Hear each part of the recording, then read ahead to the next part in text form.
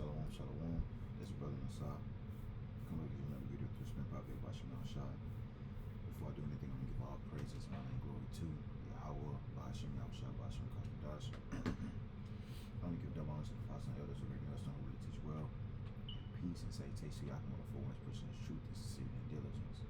But, come back to another video to spend probably about Shemel Shai.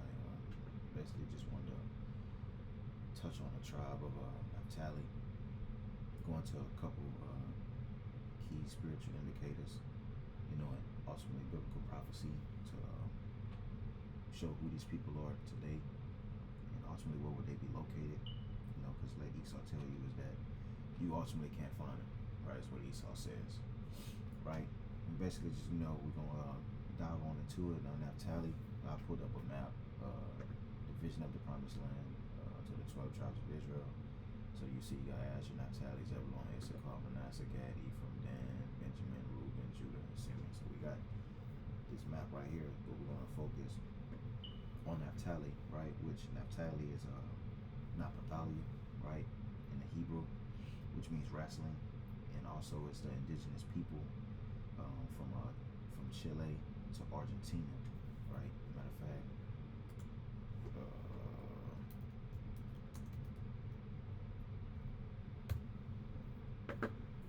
let's see. See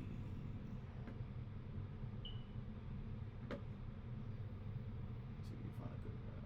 Oh, this is probably a pretty good one. Nah, it's not a good one. Alright, well, we use this little Chile right here. Argentina. Right? From Chile to Argentina. I probably want to get another map, though, so you can see the same whole thing. If not, I probably... See? Okay, I mean, it's probably a word. Nah. Anyway, you get the point. This is the tribe of Naphtali, Chile and Argentina. Right, and we can go into it, right? So any prophecy that we read about this tribe based around Genesis, the 49th chapter. Matter of fact, we can start with Genesis 49, and we can start at 1, right? So, we're going to read these prophecies, Genesis, the 49th chapter. We're going to read Deuteronomy, 33rd chapter. Right, and ultimately prove which these chapters, right, when we go into the tribe of Naphtali, proves who they are and that they will be on this side of the world in the Western Hemisphere, right, in a lot of days, right. It shows that they will be in Americans, they will be in the Americans, right, which we know, ultimately we know where they came from, and we're going to get into that also. So I'll start off with this. Genesis 49:1, it says, and Jacob called unto his sons and said, gather yourselves together, that I may tell you that which shall befall you in the last days. So this is the prophecy of what will befall the sons of Jacob, right, which are the 12 tribes of Israel, right. So you got Reuben, you got Simeon and Levi, right, and so on and so forth. Judah, you got Judah down here, right, and you keep going, right. So this is the prophecy when we read this chapter. Look, Israel's prophecy, Israel being in Jacob, because Jacob's name was changed to Israel. Israel's prophecy concerning his sons. So it's letting it be known what would take place to the sons and what would they be as a nation in the last days, man. You see? And we understand and know that the Northern Kingdom, they came to what we call the Americans, and we can prove that. Let's get this.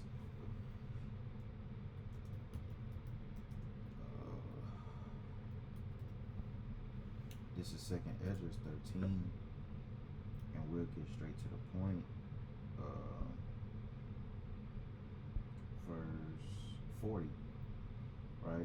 It says, and those are the 10 tribes which were carried away prisoners out of their own land in the time of Hosea the king, from Shalmaneser the king of Assyria, led away captive, and he carried them over the waters, and so came they into the flood. So ultimately you read this account in the book of 1 Kings, right? I believe that's 1 Kings, 17th chapter. Let's see. This is 1 Kings 17 and verse 6. No. Oh man, 1 Kings 17. No, no, not 1 Kings. Second Kings 17. Israel captive, right? So this is Second Kings 17:6. We're going to read that account that we're reading about right here, right? So it's Second Kings 17:6, and then this is the history, right? So it says, in the 9th year of Hosea, the king of Assyria, it says, Hosea, the king of Assyria, took Samaria and carried Israel away into Assyria, and placed them in Halah and Harbor by the river of Gozan. It says, in the city of the Medes. Why did Israel fail? It says, for so it was that the children of Israel had sinned against the Lord their power, which had brought them up out of the land of Egypt, under the hand of Pharaoh the king of Egypt, and had feared other gods. Now when you read into this, you understand and know that the northern kingdom were big into idolatry, serving idols, right? Let me see. We can probably read up. Yeah, I'll read up. It says, in the 12th year of Ahaz, the king of Judah, it says, began Hosea the son of Elah, it says, to reign in Samaria over Israel 9 years. It says, and he did that which was evil. See, so what was evil that he done was he served idols, right? He did which was evil in the sight of the Lord Yahweh. It says, but not as the kings of Israel that were before him. It says, against him came Shalmaneser the king of Assyria, and Hosea became his servant and gave him presents. It says, and the king of Assyria found conspiracy in Hosea, for he had sent messengers, so king of Egypt, and brought no present to the king of Assyria, as he had done the year by year. Therefore the king of Assyria shut him up and bound him in prison. So it says, then the king of Assyria came up throughout all the land, and went up to Samaria and besieged 3 years. So we just read this verse, the 6th verse, and we see that what we were taking, the northern kingdom were ultimately taken captive. So this is what we're reading about in 1 Kings the 17th chapter, right? You're reading about that right here in 2nd Esdras the 13th chapter, right? So it says, those are the 10 tribes which were carried away prisoners out of their own land into Salaki, right? Of their own land in the time of Hosea the king, whom Shalmaneser the king of Assyria led away captive. You see, so that's what we just read. It says, and he carried them over the waters, and so they came into another land. So we're about to read, and we're gonna keep reading, right? And ultimately see how it ended up coming over here to what we call the Americans, right?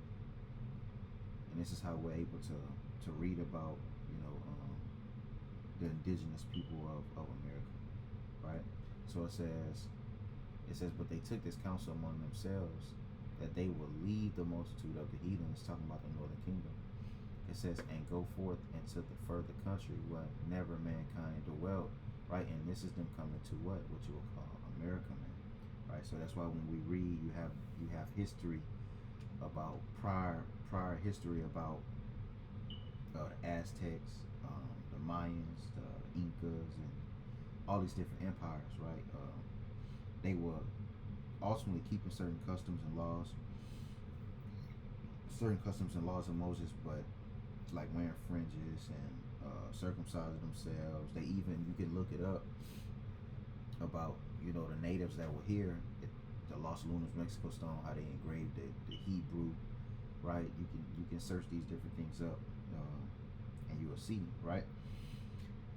But they also will go off too, right? You had different tribes among them. You can read these different books about it, how they would, eat abominable foods, so on and so forth, right? You can read these different things, and it's something that I read, and what that is, Lost Tribes and Promised Lands. It's this book right here. We got the PDF. All right, Lost Tribes and Promised Lands. You can read this book too. This book give you a little insight, right? Lost Tribes and Promised Land, Ronald Sanders. I'm gonna see if we can get the PDF right quick. Right, we can. Let's see. PDF. Yep, we got the PDF right here. Right, there's certain things you can read in here, right? And it gives gives you, basically the, history of how things went about and how things happen. I know it's something in here we also can get. It talks about Columbus. Let me see. Bear with me. Columbus. Yeah. Okay. So this right here, 8. Columbus World. Right. Let me see if I remember. There's a part in here that talks about what took place when he came this way, right, and how he came with Hebrew interpreters, right? Let's get it. Let me see. Boom, boom, boom, boom, boom. So like you bear with me real quick. Into Columbus. I wonder if I can find that though. Let's say that. Second Ed. Look, Edris is mentioning Edris, right? Let me see. Alright.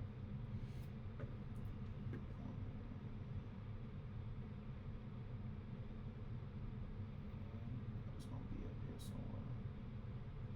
Yeah, you can read in this book. If I don't be able to find it, brother's more than welcome to go read this, and ultimately tells you how he came here with Hebrew interpreters. It's in this book for sure. I remember reading it. I'm trying to see if I can like skim. See if I can like skim and find it. I'm gonna look though, but let's finish this right quick. So it says, where we was right here. It says that they took this counsel among themselves that they will leave the multitude of the heathen and go forth into a further country where never mankind dwelt, right? Let's see where they ended up. It says that they might keep their statues, which they never kept in their own land, right? And you can read some about some of the things that were taking place in this book also, right? Which I just showed, right? It says, and they entered into the Euphrates by the narrow places of the river. It says for the Most High did issue signs for them, and held still the flood till they were passed over. So the Lord calmed the seas, right? He calmed the seas down, right, so they can have safe passage to make it over here to America. And that shows the prophecy of us being oppressed together, because when the Northern Kingdom came here, some time went by, then you had the Southern Kingdom came, right behind them, and that's where the prophecy of Judah and, let me get it, where it says that they were oppressed together. 50 and 33. This is Jeremiah 50 and 33. Let me get this real quick. It says, thus said the Lord of hosts, the children of Israel and the children of Judah were oppressed together, and all that took them captive held them fast. They refused to let them go. She said, we're oppressed together here, man, right? And also in here, it talks about that. It talks about the southern kingdom coming also, right? But it says we read that 45. It says, for through that country there was a great way to go, namely of a year and a half, and the same region is called Arsarat, which is talking about America, the Americas, right? And it took them a year and a half. Now we got to understand and know is that they had knowledge of the seas, right? Because when you read that in the account of the First Kings, also, what that is, First Kings, the 10th chapter, with King Solomon, in the time of Solomon, he was sending them here, right? With those Hamites. Let me see, First Kings 10,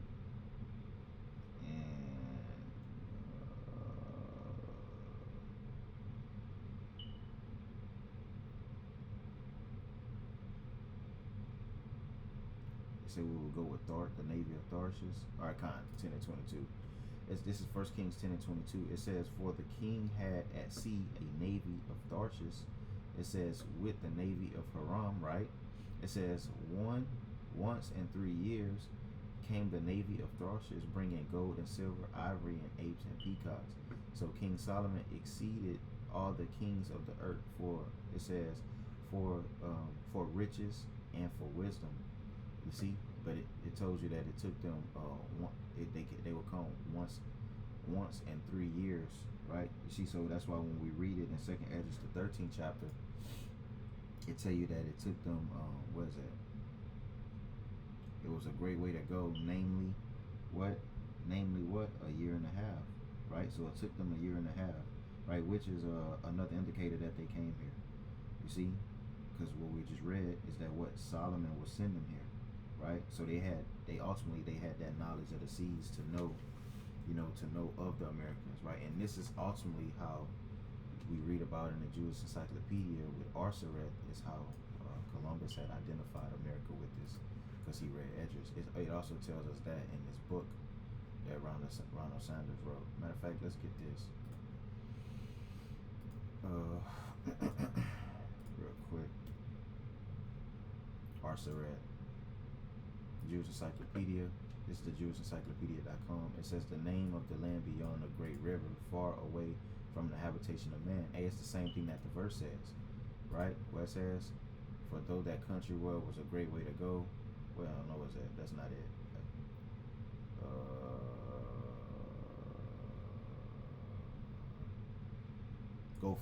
It says, but they took this counsel among themselves that they will leave the multitude of the heathen and go forth into a further country where never mankind dwelt, because they had knowledge of the seas. They will come here, right? So it says the name of the land beyond, talking about Arsaret, right? What we just read in 2nd 13th chapter. The name of the land beyond the great river, far away from the habitations of man, in which the 10 tribes of Israel will dwell, observing the laws of Moses. See, it says until the time of restoration, and they're still here. You see, so they're not extinct. No, they're here, man. And it's what the tribe of Naphtali. Is what Chile to Argentina, right? You got various tribes, right, in which we can pinpoint and show you who they are and where they are today, right? It says in which the 10 tribes of Israel will dwell, observing the laws of Moses. So the land of Arsaret is where the 10 tribes of Israel will be, right, until the time of restoration, according to, I believe that's second Esdras, right? Yep, 1345 is what we just read. It says Columbus identified America with this land. You see, so when it's talking about Arsaret, it's talking about the land of America, man. Showing you that Columbus identified America with Arsaret. So when he came here, like I was saying, when you're reading this book, right, Lost Tribes and Promised Lands, I can't remember what section it is, but it says that he came with Hebrew interpreters. Bear with me real quick. I want to find that. I know it should be in here. I thought it was in the section where it say Columbus. Okay, Columbus Golden World. Let's see.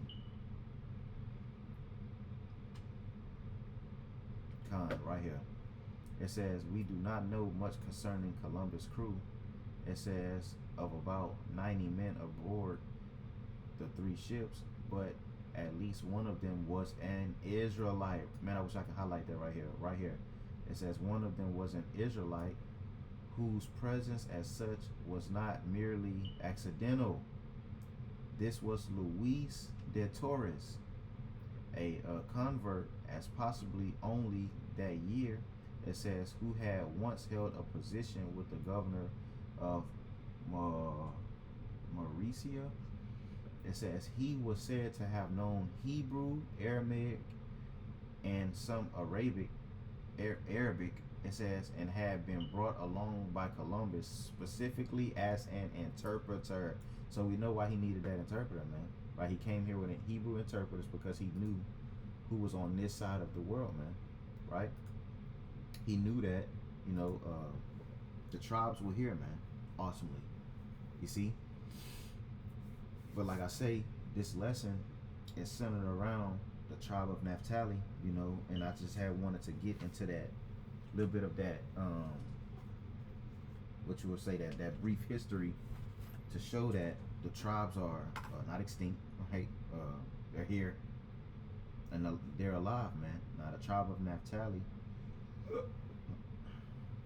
which we see here, they will be what? From Chile to Argentina, right? And we're going to get this. We're going to go to Deuteronomy, the 33rd chapter. and we're gonna read the 23rd verse, right? It says, in Naphtali, he said, "O Naphtali, satisfied with favor," right? Because the portion of the land of what Naphtali was promised, right? It's a fruitful area, right? Let's see if we can pull up a better map than this.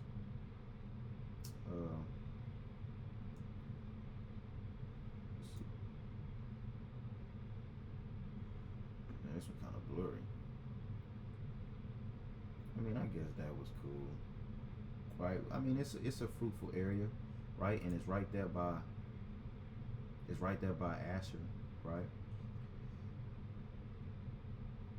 From Colombia to Uruguay, right? So this is Chile to Argentina, right? And when you actually when you look into it, outside of Italy, you got Argentina, right? That produces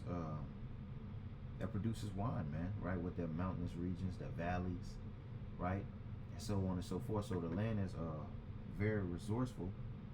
You see, so that's why it tells us where we was.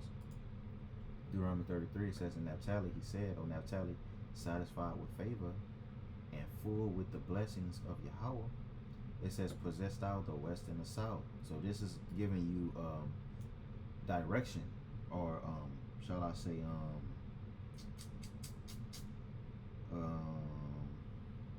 a landmark, right? "Possess thou the west and the south" is basically letting you know where they would be, right? They would be the southernmost part, right? The west and the south.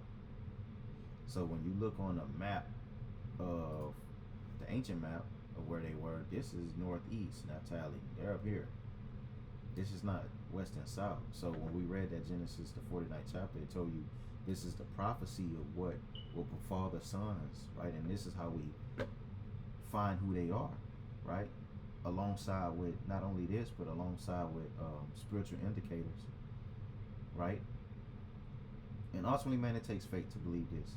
You know, you got a lot of people that talk a lot of trash and talk shit, but don't go into it. You know, they're not able to show you who these people are.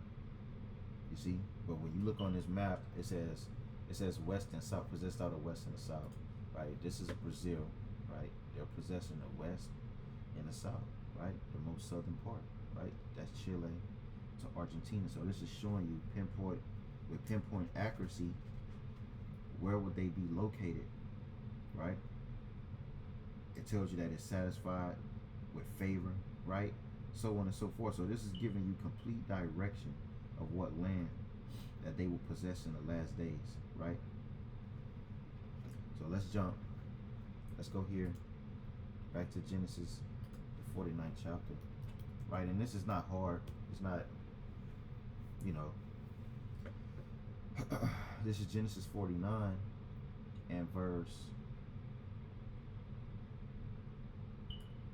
21, right? It says, in Naphtali is a hind let loose. It says he giveth goodly words, man. You see, so this is another spiritual indicator, all right, of who Naphtali will be, being that hind let loose. Let's get this. A hind, or it's a deer, a hind. Hey, let's go back real quick. Salaki. Let's get let loose. Right, a hind let loose to sin away. Let go, stretch out, to let loose. See, to shoot forward, to shoot, right? Yeah, a hind let loose. So you take a hind, a deer, you let it loose. That deer is going to be what? Characteristics of that would be nomadic, brave, you know, in a sense, unruly, right? And another spiritual indicator of that would be what you would call South American cowboys, which goes into, let me get that, what that is, the gauchos.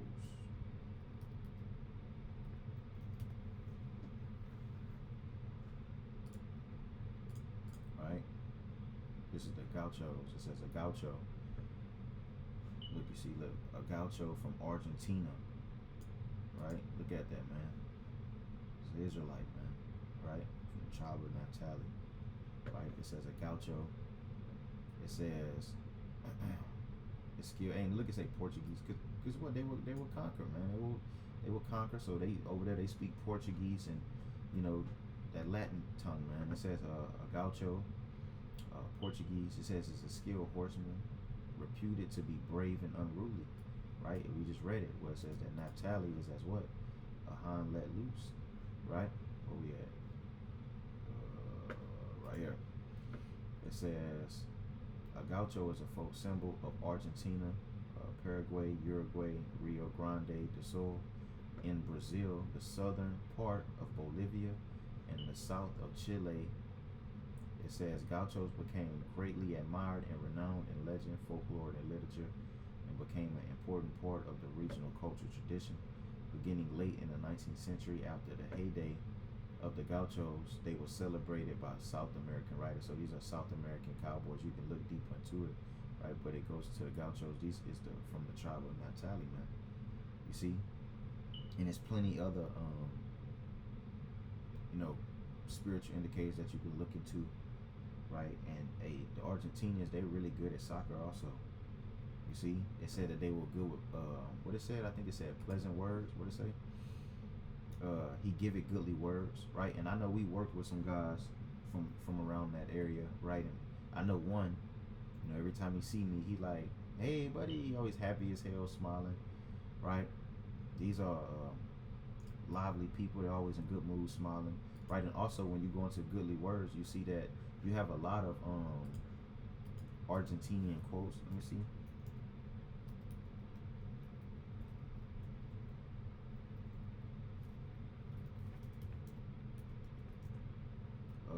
Spoken words, right? They real good at that. A lot of famous quotes. Let me see. Argentinian. Maybe I should put Argentina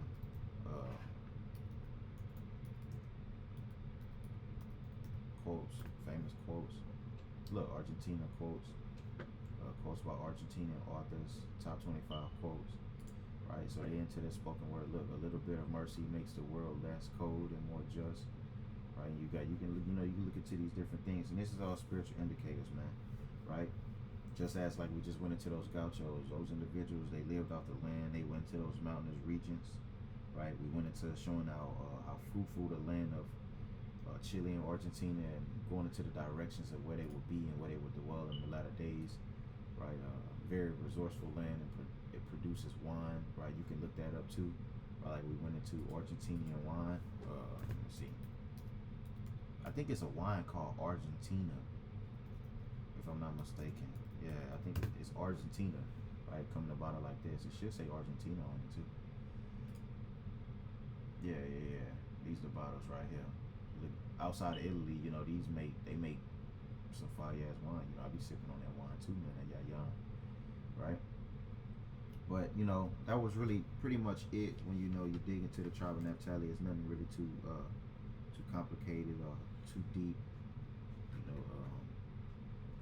Just ultimately wanted to show the history. What had happened to the Northern Kingdom.